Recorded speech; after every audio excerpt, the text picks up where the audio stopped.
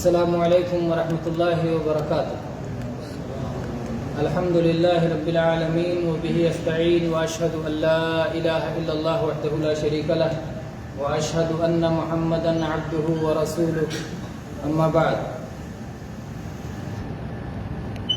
میرے قابل احترام اور قابل قدر بھائیوں، دوستوں اور عزیزوں، آج ہم انشاءاللہ تعالی سورہ بقرہ کی آیت نمبر 144 اور 145 پڑھیں گے انشاءاللہ۔ آپ جانتے ہیں کہ دوسرا پارہ شروع ہو چکا ہے اور اس میں قبلہ کی تبدیلی کا ذکر ہے۔ اللہ تعالیٰ نے یہ مسئلہ بیان کیا۔ اللہ کے نبی کریم صلی اللہ علیہ وسلم جب مدینہ منورہ پہنچے تو شروع کے 16 یا 17 مہینوں تک آپ بیت المقدس کی طرف منہ کر کے صلاۃ ادا کرتے رہے، اور آپ کی خواہش یہ تھی کہ کعبہ کی طرف منہ کر کے صلاۃ ادا کرنے کا موقع ملے، لیکن اللہ کا حکم تھا۔ بہرحال اسی کو یہ آیت جو ابھی پڑھی جائے گی، اس میں اللہ نے کعبہ کی طرف منہ کرنے کا حکم دے دیا۔ اللہ تعالیٰ نے فرمایا قد نرى تقلب وجهك في السماء فلنولينك قبلة ترضاها فول وجهك شطر المسجد الحرام وحيث ما كنتم فولوا وجوهكم شطره وإن الذين أوتوا الكتاب ليعلمون أنه الحق من ربهم وما الله بغافل عما يعملون۔ اللہ تعالیٰ نے فرمایا کہ آسمان کی طرف اپنا چہرہ بار بار اٹھانا، بار بار آسمان کی طرف دیکھنا ہم دیکھ رہے ہیں۔ اللہ کے نبی صلی اللہ علیہ وسلم کی جانب سے بار بار آسمان کی طرف نظر اٹھائی جاتی تھی، آپ دیکھتے تھے۔ تو اللہ تعالیٰ نے کہا کہ آسمان کی طرف جو آپ بار بار نگاہ اٹھا رہے ہیں اسے ہم دیکھ رہے ہیں۔ تو اللہ تعالیٰ کا دیکھنا ثابت اور نبی صلی اللہ علیہ وسلم کا آسمان کی طرف نگاہ اٹھانا ثابت، کیونکہ وہی اوپر ہی سے آتی تھی اور اللہ تعالیٰ اوپر ہے نا۔ بہت سارے لوگ اللہ ہر جگہ ہے اس مسئلے میں پھنسے رہتے ہیں، اور بے شمار دلائل ہیں کہ اللہ تعالیٰ اوپر ہے۔ تو اللہ اوپر ہے، اس لیے اللہ کی طرف نگاہ اٹھا کے دیکھتے تھے کہ یا اللہ قبلہ تبدیل فرما دے، لیکن کہتے نہیں تھے، منہ سے کہتے نہیں تھے۔ تو اللہ تعالیٰ نے فرمایا فَلَنُوَلِّيَنَّكَ قِبْلَةً تَرْضَاهَا، ہم آپ کو اس قبلے کی طرف پھیر دیں گے جس سے آپ خوش ہو جاؤ گے۔ دیکھیں، ایک طرف اللہ کے نبی صلی اللہ علیہ وسلم کی کامل بندگی اور اطاعت کی خواہش تو ہے کہ کعبہ کی طرف منہ ہو جائے، لیکن جب تک اللہ کا حکم نہیں آتا تب تک کچھ نہیں کہتے، اور اپنی خواہش بھی زبان پر نہیں لاتے، دل میں خیال کرتے ہیں، اور اللہ تعالیٰ دلوں کا حال جانتا ہے۔ اللہ تعالیٰ نے کہا ہم اس قبلے کی طرف، اور اللہ تعالیٰ کی محبت اپنے نبی سے کہ آپ کے لیے آپ کی خواہش جو ہے ہم آپ کو اسی قبلے کی طرف پھیر دیں گے کہ آپ خوش ہو جاؤ۔ تو اس میں اللہ کے نبی صلی اللہ علیہ وسلم کا مقام دو اعتبار سے، ایک اللہ کی بندگی کے اعتبار سے کہ اللہ نے جس قبلے کا حکم دے رکھا تھا کہ بیت المقدس کی طرف منہ کرو، آپ اسی پر قائم ہیں، اپنی خواہش کے حساب سے قبلہ بدلنے کی کوئی کوشش نہیں ہے۔ تو اللہ کی کامل بندگی۔ دوسرے، اللہ تعالیٰ کا آپ کے شرف کو ظاہر کرنا کہ ہم اس قبلے کی طرف تبدیل کر دیں گے جس سے آپ خوش ہو جاؤ گے۔ پھر اللہ تعالیٰ نے حکم دیا اس کے بعد فَوَلِّ وَجْهَكَ شَطْرَ الْمَسْجِدِ الْحَرَامِ، تو اب آپ اپنا چہرہ مسجد حرام کی طرف کرو۔ یہ حکم ہو گیا قبلہ تبدیل کرنے کا۔ اللہ نے حکم دے دیا مسجد حرام کی طرف رخ کرو۔ مسجد حرام کیا ہے؟ کعبہ اور اس کے آس پاس بنی ہوئی عمارت، یہ پوری مسجد حرام ہے۔ اس کا نام مسجد حرام کیوں ہے؟ کیونکہ وہاں بعض ایسی چیزیں بھی حرام ہیں جو دنیا میں اور کہیں حرام نہیں ہیں۔ اس کا اتنا احترام ہے کہ وہاں بہت ساری چیزیں حرام ہیں۔ یہاں پر اگر دل میں کوئی برا خیال آئے تو گناہ نہیں پڑے گا، یہاں پر اگر دل میں کوئی برا خیال آئے تو گناہ نہیں پڑے گا، لیکن مسجد حرام میں کوئی گیا، وہاں کے آس پاس اس کے دل میں اگر برا خیال آتا ہے تو گناہ پڑے گا۔ اللہ تعالیٰ نے فرمایا وَمَن يُرِدْ فِيهِ بِإِلْحَادٍ بِظُلْمٍ نُذِقْهُ مِنْ عَذَابِ السَّعِيرِ، جو وہاں پر الحاد کا خیال لائے گا، ظلم کا خیال لائے گا، تو ہم اسے جہنم کا عذاب چکھائیں گے۔ تو وہاں خیال لانا بھی جو ہے گناہ کا سبب ہے۔ اسی طرح سے وہاں گناہ بڑھ جاتا ہے، اسی طرح سے وہاں ہر ایک کو امن و امان حاصل ہے، کسی کو نہیں ستایا جائے، کسی کو نہیں تکلیف دی جائے گی، انسانوں کو تو چھوڑیے، جانوروں اور پیڑ پودوں کو بھی نہیں ستایا جائے گا۔ جن کا شکار کر کے دوسری جگہوں پر کھایا جاتا ہے وہاں شکار نہیں کیا جائے گا، وہاں پتے نہیں توڑے جائیں گے۔ تو وہاں بہت ساری چیزیں قابل احترام ہیں، اس لیے اس کا نام اللہ نے مسجد حرام رکھا ہے۔ تو اللہ نے کہا فَوَلِّ وَجْهَكَ شَطْرَ الْمَسْجِدِ الْحَرَامِ، اب اپنا چہرہ مسجد حرام کی طرف کیا کیجئے۔ کب چہرہ مسجد حرام کی طرف کرنا ہے؟ صلاۃ کی حالت۔ جب بندہ صلاۃ کی طرف کرے تو مسجد حرام کی طرف چہرہ کرے، تو مسجد حرام کی طرف چہرہ کرے گا تو آنکھیں بھی مسجد حرام کی طرف ہوں گی۔ مطلب جب آدمی صلاح میں کھڑا ہوگا تو کدھر دیکھے گا؟ سامنے دیکھے گا، سامنے دیکھے گا یا سجدے کی جگہ پہ دیکھے گا؟ سجدے کی جگہ پہ دیکھے گا، سجدے کی جگہ بھی سامنے ہی کی طرف ہوتا ہے۔ لیکن اس مسئلے میں علماء نے تفصیل یہ کی ہے، اور شیخ ابن عثیمین رحمہ اللہ نے بڑی اچھی تفصیل کی ہے کہ اگر آدمی امام ہے اور اگر آدمی اکیلے صلاح پڑھ رہا ہے تو ان دونوں کے لیے حکم یہ ہے کہ یہ سجدے کی جگہ پہ دیکھیں گے، اور اگر مقتدی ہے تو مقتدی اپنے امام کو دیکھے گا، مقتدی امام کو دیکھے گا، اور مقتدی کے امام کو دیکھنے کی بہت ساری دلیلیں حدیث میں موجود ہیں۔ نبی کریم صلی اللہ علیہ وسلم نے ایک بار سورج گرہن کی صلاح پڑھائی، بعد میں آپ نے کہا کہ جب تم لوگوں نے مجھے دیکھا تھا کہ میں آگے بڑھا تھا اور پیچھے ہٹا تھا تو ایسا اور ایسا معاملہ ہوا تھا۔ اس کا مطلب صحابہ آپ کو دیکھتے تھے، آپ امام تھے، وہ مقتدی تھے، وہ آپ کو دیکھتے تھے۔ اسی طرح سے صحابہ کرام رضی اللہ عنہم نے بتایا، جب بیان کیا کہ اللہ کے نبی سری جب صلاح ہوتی تھی، ظہر ہے عصر ہے، تو اس میں تلاوت کرتے تھے، تو لوگوں نے کہا جب سری ہوتی تھی تو آپ کو کیسے پتا چلتا تھا کہ تلاوت کرتے ہیں؟ اللہ کے نبی کچھ پڑھ رہے ہیں، آپ کو کیسے پتا چلتا تھا؟ تو صحابہ کہتے ہیں باضطراب لحیتہ، آپ کی داڑھی ہلتی تھی تو ہمیں پتا چلتا تھا، تو داڑھی دیکھتے تھے تبھی تو پتا چلتا تھا ہل گئی تھی۔ اسی طرح سے اور بھی حدیثیں ہیں جن سے معلوم ہوتا ہے کہ مقتدی اپنے امام کو دیکھے گا، اور خاص طور پہ جب ضرورت ہو، آواز نہ سنائی پڑ رہی ہو یا اور کوئی مسئلہ ہو، تو امام کو دیکھنا مقتدی کے لیے یہ درست ہے، دیکھ سکتا ہے۔ مسجد حرام کی طرف رخ کرو، اس میں عین مسجد کی طرف یا کعبہ کی طرف، جب کعبہ کے آس پاس ہے اور کعبہ نظر آ رہا ہے تو عین کعبہ کی طرف رخ کرو، لیکن اگر آدمی دور ہے تو اس جہت کی طرف، اس سمت کی طرف جس سمت میں کعبہ پڑتا ہے اس سمت چہرہ کرنا کافی ہے۔ پھر اس کے بعد میں اللہ تعالیٰ نے فرمایا وَحَيْثُ مَا كُنْتُمْ فَوَلُّوا وُجُوهَكُمْ شَطْرَهُ، اور تم جہاں بھی کہیں رہو اسی کی سمت میں چہرہ کیا کرو۔ پہلے اللہ نے واحد کے صیغے سے حکم دیا اللہ کے نبی کو کہ آپ مسجد حرام کی طرف رخ کر لیجئے، اس کے بعد جمع کے صیغے سے پوری امت کو مخاطب کیا کہ جہاں بھی رہو مسجد حرام کی طرف ہی رخ کیا کرو۔ ویسے اللہ کے نبی کو بھی حکم آتا تو وہ پوری امت کے لیے رہتا، لیکن دونوں صیغے استعمال کیے گئے، جہاں بھی رہو، پورب میں رہو، پچھم میں رہو، اتر میں رہو، دکن میں رہو، زمین پہ رہو، خشکی میں رہو، تری میں رہو، فضا میں رہو، کہیں بھی رہو، جہاں بھی رہو کدھر منہ کر کے صلاۃ ادا کرنا ہے؟ مسجد حرام کی طرف۔ اور دیکھیں جب مسجد حرام کی طرف سارے مسلمانوں کو رخ کرنا ہے تو اگر مسجد حرام میں صلاۃ پڑھ رہے ہیں تو صف کیسی ہو جاتی ہے؟ سیدھی ہو جاتی ہے، گول ہو جاتی ہے؟ گول ہو جاتی ہے۔ اسی طرح سے پوری دنیا کے مسلمان جہاں سے ہیں کوئی ایک سمت میں نہیں۔ ہمارے یہاں بہت سارے لوگوں سے پوچھو قبلہ کدھر ہے تو کہتے ہیں پچھم کی طرف ہے۔ ہندوستان میں خاص طور پہ یہ غلطی، قبلہ کدھر ہے پوچھتے ہیں تو کہتے ہیں پچھم کی طرف، پچھم میں ہے قبلہ، پچھم میں نہیں کہنا چاہیے۔ قبلہ ہمارا کعبہ ہے، کسی کے لیے پچھم ہو سکتا ہے، کسی کے لیے اتر ہو سکتا ہے، کسی کے لیے دکن ہو سکتا ہے، کسی کے لیے پورب ہو سکتا ہے۔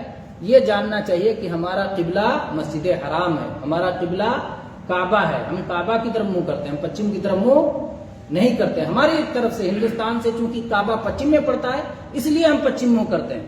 اگر ہم پچھم میں ہوتے تو ہم کعبہ کی طرف منہ کرنے کی وجہ سے پورے میں منہ کرتے. تو ہم کس طرف منہ کر کے صلاح پڑھتے ہیں اس کا جواب دینا چاہیے کعبہ کی طرف. یہ صحیح جواب ہے. اس میں بہت سارے لوگ غلطی کرتے ہیں. تو اللہ تعالیٰ نے فرمایا کہ جہاں کہیں بھی رہو مسجد حرام کی طرف رخ کر کے صلاح پڑھو. کچھ وقت میں معاف ہے, جیسے اگر آدمی سفر کی حالت میں ہے, نفل پڑھ رہا ہے سواری پہ بیٹھے بیٹھے, تو جدھر بھی منہ ہو جائے پڑھ سکتا ہے. خوف کی حالت میں ہے تو دشمنوں پہ نظر رکھنا زیادہ ضروری ہے, قبلہ کا خیال رکھنے سے زیادہ, کہ دشمن صلاح کی حالت میں حملہ نہ کر دیں.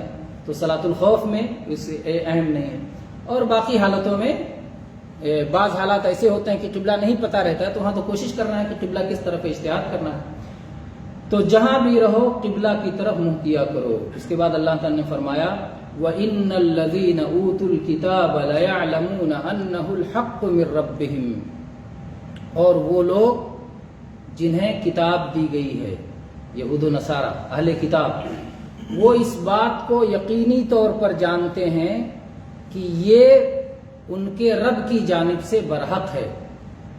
یہ حکم جو اللہ کی طرف سے آیا ہے کہ کعبہ کی طرف منہ کرو, یہ ان کے رب کی طرف سے برحق حکم ہے, عدل والا حکم ہے, سچا حکم ہے. یہ وہ جانتے ہیں اہل کتاب. کیوں جانتے ہیں؟ اہل کتاب میں اللہ تعالیٰ نے پرانے نبیوں کو آخری نبی کی خوشخبری سنائی تھی, پیشین گوئی کی تھی. ان کی کتابوں میں ان کے اوصاف کا ذکر ہے. تو اس لیے جب وہ اپنی کتاب پڑھتے ہیں تو اس میں یہ بھی پڑھتے ہیں کہ محمد الرسول اللہ صلی اللہ علیہ وسلم جو آخری نبی ہوں گے ان کا قبلہ کعبہ ہوگا, ان کا قبلہ مسجد حرام ہے مکہ میں جو ہے وہ ہوگا. تو وہ پڑھتے ہیں. تو اس لیے وہ خوب اچھی طرح جانتے ہیں کہ یہ برحق ہے. لیکن اس کے باوجود عناد, ضد اور ہٹ دھرمی کا عالم یہ ہے کہ سب سے زیادہ اعتراض وہی کرتے ہیں کہ ہمارے قبلے کی طرف منہ تھا, اب ادھر قبلہ کیوں, ادھر منہ کیوں کر لیا, جبکہ وہ جانتے ہیں کہ یہ برحق ہے. اور جب وہ جانتے ہیں برحق ہے تو پھر اس کے بعد وہ ہٹ دھرمی اور ضد پیڑے ہوئے ہیں, تو ایسے لوگوں کا جواب دینے کی کوئی ضرورت نہیں ہے.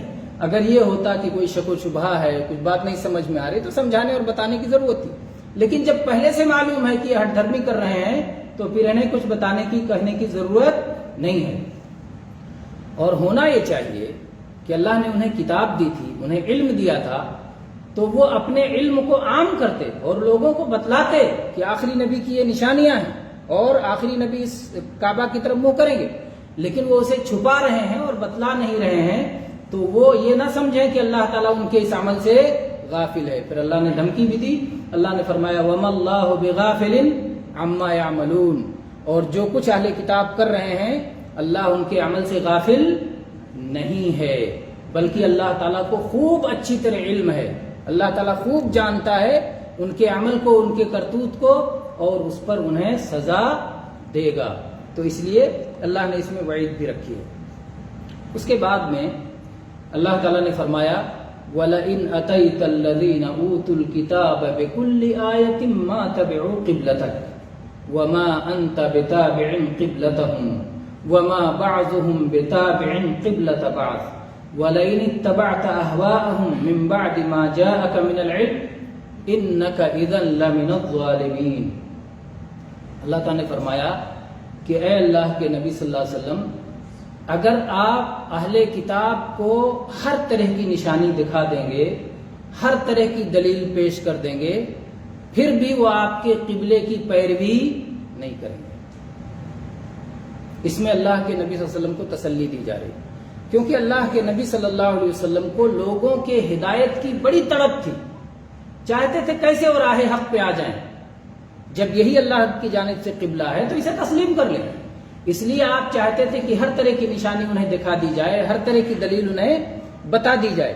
تو اللہ تعالیٰ نے آپ کو تسلی دی کہ آپ لوگوں کی ہدایت کے حریص ہیں, یہ اچھی صفت ہے, لیکن ان لوگوں کی ہدایت آپ کے ہاتھ میں نہیں ہے. آپ چاہے جتنی دلیل پیش کر دیں, چونکہ وہ ضد اور ہٹ دھرمی پیڑے ہوئے ہیں, اس لیے وہ قبول کرنے والے نہیں ہیں.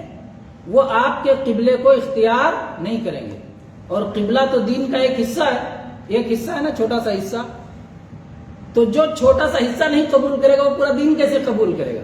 مطلب یہ لوگ ایمان لانے والے بھی نہیں ہیں، یہ ضد اور ہٹ دھرمی کرنے والے یہ ایمان لانے والے بھی نہیں ہیں۔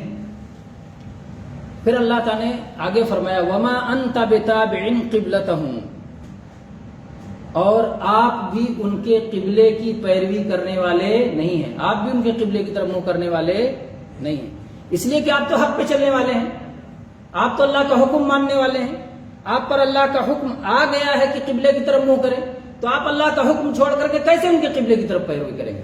تو آپ ان کے قبلے کی طرف اس لیے منہ نہیں کریں گے کیونکہ آپ اللہ کے حکم کے پابند ہیں، اور وہ آپ کے قبلے کی طرف اس لیے پیروی نہیں کریں گے کیونکہ وہ اپنی خواہشات پہ چل رہے ہیں اور تعصب اور جو ہے ضد پہ اڑے ہوئے ہیں۔ اور اللہ تعالیٰ نے فرمایا ان کی تو حالت یہ ہے وما بعضهم بتابع قبلة بعض، کہ وہ آپس میں ایک دوسرے کے قبلے کی بھی پیروی کرنے والے نہیں ہیں، یعنی یہودی اس قبلے پر اعتراض کر رہے ہیں، نصارہ اس قبلے پر اعتراض کر رہے ہیں، اور حالت یہ ہے کہ یہودی نصارہ کے قبلے کی پیروی نہیں کرتے، نصارہ یہودیوں کے قبلے کی پیروی نہیں کرتے۔ یہودیوں کا قبلہ کیا ہے؟ صخرہ، اور عیسائیوں کا قبلہ کیا ہے؟ سورج، پورب کی طرف وہ قبلہ بناتے ہیں، تو یہ ان کو کافر مانتے ہیں، یہودی کہتے ہیں عیسائی کافر ہیں، وہ عیسیٰ علیہ السلام کو نبی نہیں مانتے، اور عیسائی کہتے ہیں یہودی کافر ہیں کیونکہ وہ عیسیٰ علیہ السلام پہ ایمان نہیں لائے، تو دونوں ایک دوسرے کو کافر کہتے ہیں، اور دونوں ایک دوسرے کے قبلے کی پیروی نہیں کرتے، اپنے اپنے قبلے پہ چل رہے ہیں، اور اللہ کی طرف سے قبلے کا جو حکم آیا ہے وہ دونوں ماننے کو تیار نہیں ہے، وہ دونوں اسلام کی دشمنی پر اڑے ہوئے ہیں۔ تو اہل اسلام کا طریقہ کیا ہے کہ ایسے لوگ جو اسلام کی دشمنی پہ اڑے ہوئے ہیں وہ خود بھی آپس میں متفق نہیں ہیں، اہل اسلام کو ان کے پیروی کی کوئی ضرورت نہیں، اہل اسلام اللہ کے حکم کی پیروی کریں گے، دلیل کی پیروی کریں گے، یہ ان کا طریقہ ہونا چاہیے، دلیل کی پیروی کرنا یہی اہل ایمان کا طریقہ ہے، جبکہ یہود کا طریقہ کیا ہے؟ خواہشات کی پیروی کرنا، اپنی منمانی کرنا۔ چنانچہ اللہ تعالیٰ نے آگے فرمایا وَلَئِنِ اتَّبَعْتَ أَهْوَاءَهُمْ مِنْ بَعْدِ مَا جَاءَكَ مِنَ الْعِلْمِ، اور اگر آپ ان کی خواہشات کی پیروی کریں گے علم آ جانے کے بعد، علم کسے کہتے ہیں؟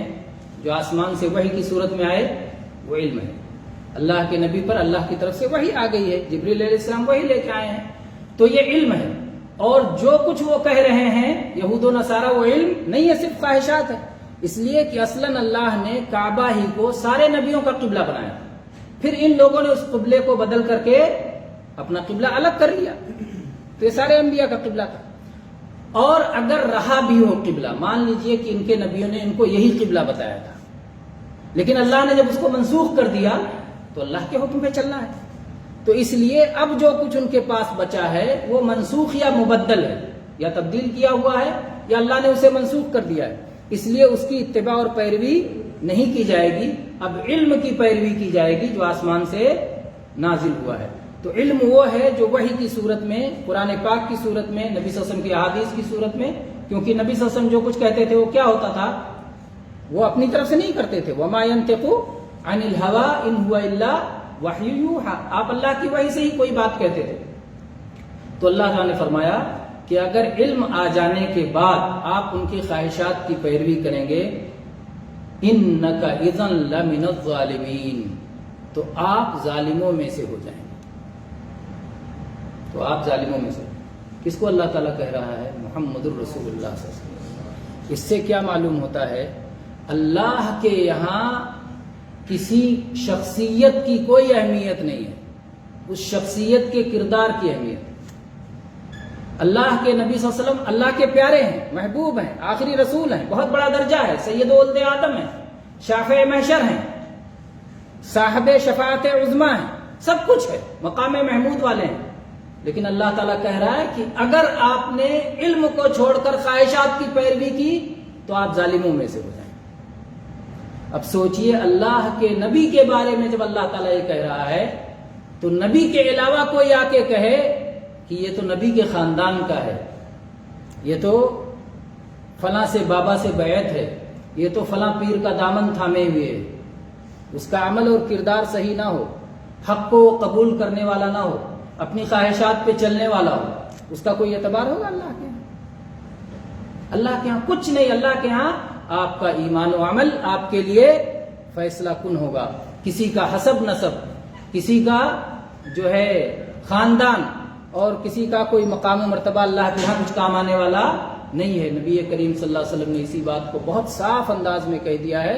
صحیح مسلم کی حدیث ہے، من بطأ به عمله لم يسرع به نسبه.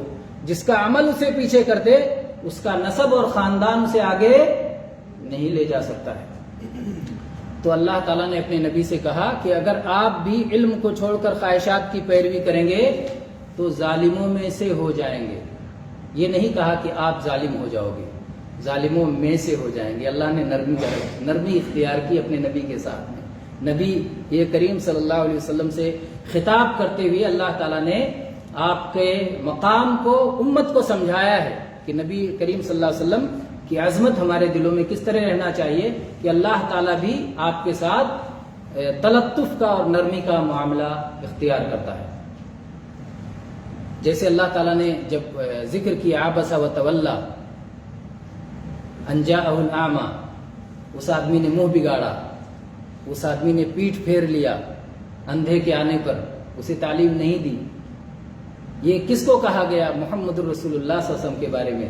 لیکن اللہ نے غائب کے صیغے سے کہا، مخاطب کر کے ڈائریکٹ نہیں کہا کہ اللہ کے نبی آپ نے ایسا کیا. تو یہ اللہ کے نبی صلی اللہ علیہ وسلم کے ساتھ اللہ تعالیٰ کی طرف سے نرمی کا معاملہ تھا، لطف کا معاملہ تھا، فضل کا معاملہ تھا. وَكَانَ فَضْلُ اللَّهِ عَلَيْكَ عَظِيمًا. اور اللہ کے نبی پر اللہ کا فضل و کرم تو بہت زیادہ ہے. اس میں جو یہود کا راستہ بتایا گیا کہ لاکھ دلیل دے دو لیکن وہ دلیل کی پیروی نہیں کریں گے، اپنی خواہشی کی پیروی کریں گے.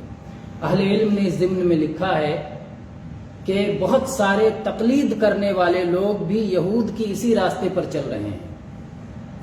جب انہیں اللہ کے نبی صلی اللہ علیہ وسلم کی کوئی صریح حدیث بتائی جاتی ہے، اللہ کی کتاب کی کوئی صریح آیت پیش کی جاتی ہے تو کہتے ہیں کہ ہم تو بھائی مقلد ہیں، ہم کیا جانے آیت کیا ہوتی ہے، ہم کیا جانے حدیث کیا ہوتی ہے. آیت اور حدیث ہم نہیں جانتے، ہم یہ جانتے ہیں کہ میرے امام نے یہ فرمایا. تو یہ ان کا طریقہ کار یہود کے طریقہ کار کی طرح ہے. ہر مسلمان کی ذمہ داری ہے کہ وہ دلیل کی پیروی کرے. تقلید کی اجازت کب ہے؟